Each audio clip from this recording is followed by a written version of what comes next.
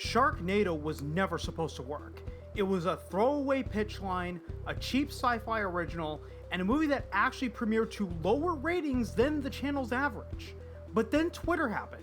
Within days, Sharknado went from a forgettable B-movie to a full-blown cultural phenomenon, with the Today Show, Jimmy Fallon, and even the Weather Channel joining in on the joke.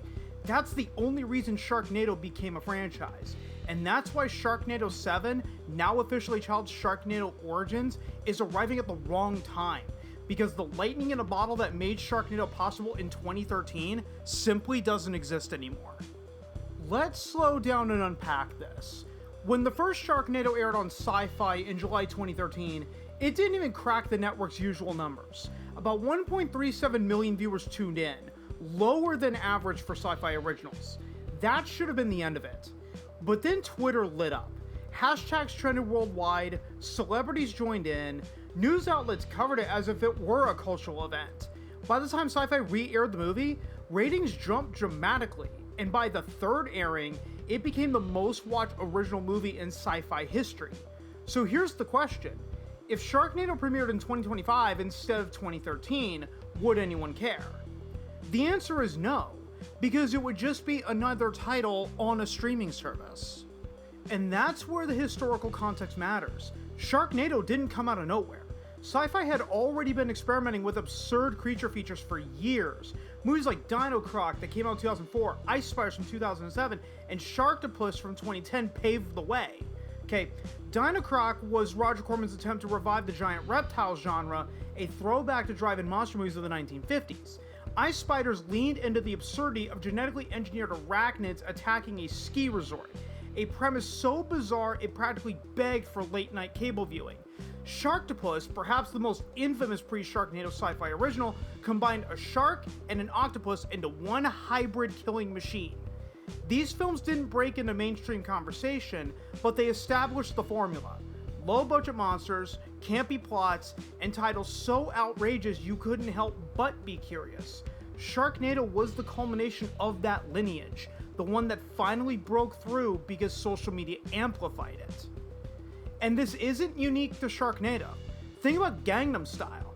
That song didn't become the most watched video on YouTube because of traditional radio play or MTV rotation. It became a global sensation because the internet carried it.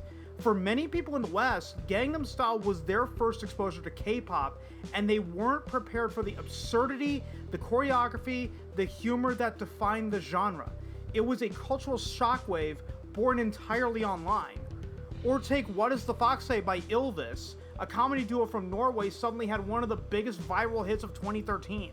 Again, not because of traditional promotion, but because the internet amplified the absurdity. These examples matter because they show us that Sharknado wasn't an isolated phenomenon. It was part of a larger cultural moment where absurdity, amplified by the internet, could dominate global conversation. Sharknado was the cinematic equivalent of a viral song. Catchy, ridiculous, and impossible to ignore once the internet latched onto it. Fast forward to 2020 and you see the same dynamic with Tiger King.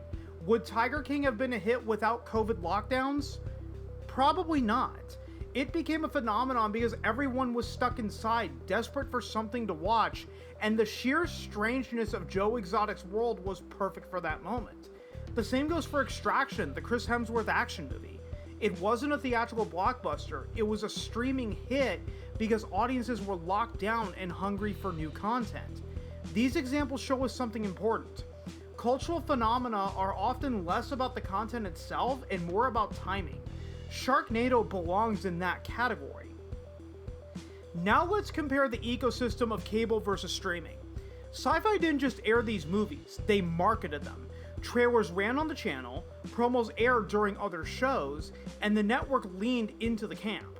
When Sharknado hit, Syfy amplified the Twitter buzz with re-airings, press coverage, and full-on embrace of the absurd. They treated Sharknado like an event, even if it started as a joke. Streaming services, by contrast, rarely market their originals in the same way. Netflix, HBO Max, Disney Plus, they drop new movies and shows constantly, but the promotion is minimal. A trailer might appear on YouTube, a thumbnail might show up in your app, but there's no sense of event television. Instead, streaming platforms rely on algorithms. They crap out originals, see who completes them, and if the completion rate is too low, the project is quietly deemed a failure. That's a fundamental difference. Cable networks like Syfy had to market aggressively because they needed live viewers, because people can always change the channel. Streaming platforms don't care about live viewership. They care about completion metrics. Did you finish the season? Did you binge the whole movie? If not, it's a failure, no matter how much buzz it had. And that's why Sharknado couldn't happen today in the same way. Syfy turned it into an event through marketing and re-airings. Streaming platforms don't build events, they build catalogs.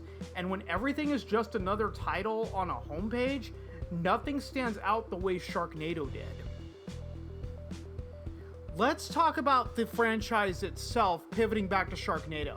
The success of the first movie led to 5 sequels. Sharknado 2, the second one, Sharknado 3, oh hell no. Excuse me. Sharknado, The Fourth Awakens, Sharknado Global Swarming with the S in Sharknado spelled with the number 5, and the last Sharknado, It's About Time. Each sequel leaned harder into absurdity, but also into celebrity cameos. And here's where my personal opinion comes in. I liked the first 2 movies. They were ridiculous, but they kept the focus on the Sharknado gimmick. By the third film, though, the balance shifted. Suddenly, it wasn't about sharks and tornadoes anymore. It was about who they could get to cameo. Sharknado 3 alone had Mark Cuban as the president, Ann Coulter as vice president, Bill Engvall as White House chief of staff, Lou Ferrigno, the Incredible Hulk himself, Grant Imahara from Mythbusters, Maria Menounos, Penn and Teller, Harvey Levin from TMZ, Tim Russ, he was Tuvok on Star Trek Voyager, Kendra Wilkinson and Holly Madison from The Girls Next Door, Jerry Springer was also in Sharknado 3, alright? The list goes on and on. It felt like a stunt reel, and while cameos can be fun, they started overshadowing the actual premise. The Sharknado itself became secondary. So ask yourself, when the gimmick gets buried under celebrity stunt casting, what's left? This trend continued through the later sequels. By the time we got to the last Sharknado, It's About Time, the franchise had gone full parody of itself. Time travel, celebrity stunt casting, meta jokes. It was less about sharks and tornadoes and more about how far they could stretch the brand. And here's something worth pointing out. It's often the schlock movies, the campy, absurd, over-the-top films, that people remember in the long run. Sharknado fits into a tradition of cult cinema where the ridiculous becomes iconic. Think about it. The Texas Chainsaw Massacre has had remake after remake, reboot after reboot, and yet the original still looms large in pop culture. Jason Voorhees, Michael Myers, Freddy Krueger. Even if you've never seen a single Friday the 13th, Halloween, or Nightmare on Elm Street movie, you know those names. You know the hockey mask. And the irony is that Jason didn't get the hockey mask until part 3 and wasn't even the killer in the first movie. Alright? You know the knife, referring to Michael Myers, and you know Freddy Krueger's glove. Even more obscure cult figures stick around. Chop Top from the Texas Chainsaw Massacre 2 isn't exactly a household name, but horror fans remember him. And then there's Toxie, the Toxic Avenger himself, who became the official mascot of Troma Entertainment. Think about that. A low-budget splatter comedy character born out of pure schlock, elevated into a symbol for an entire studio. Or take Blade from Puppet Master. He's a killer puppet with a hook for a hand and a knife for the other. A design so simple, so absurd, yet instantly recognizable.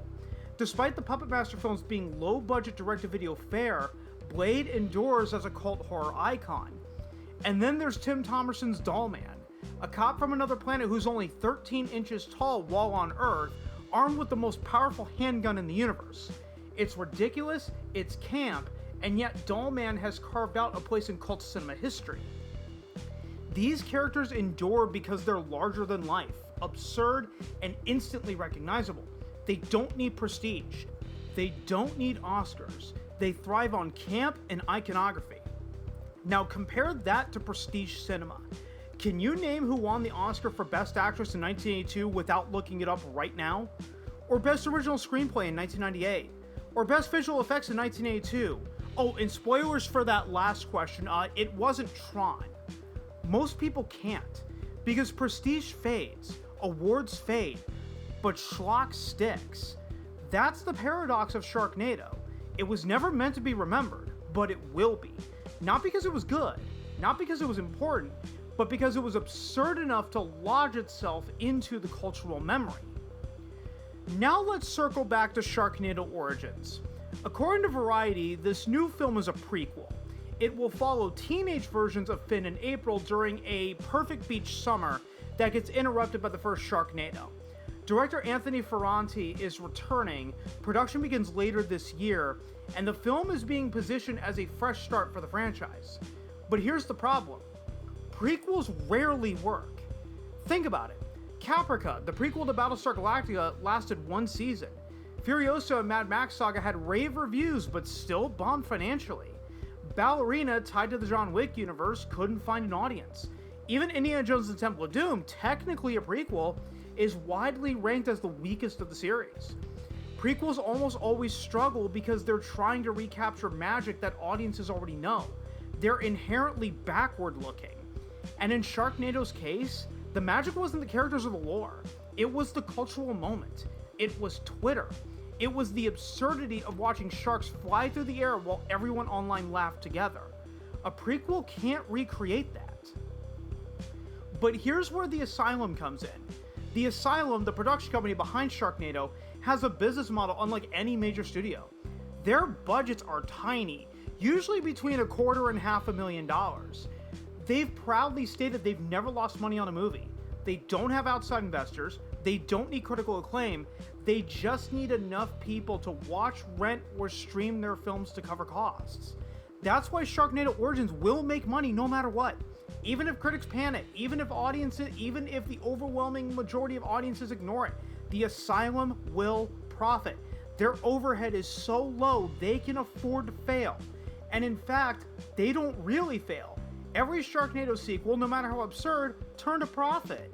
So the question isn't whether Sharknado Origins will succeed financially. It will. The question is whether it will matter culturally. And my answer is no. Because Sharknado was never about the movies themselves. It was about the moment. And that moment is gone. In the end, Sharknado was never about cinematic greatness. It was about timing. A cheap sci-fi original became a cultural flashpoint because Twitter turned it into a shared joke.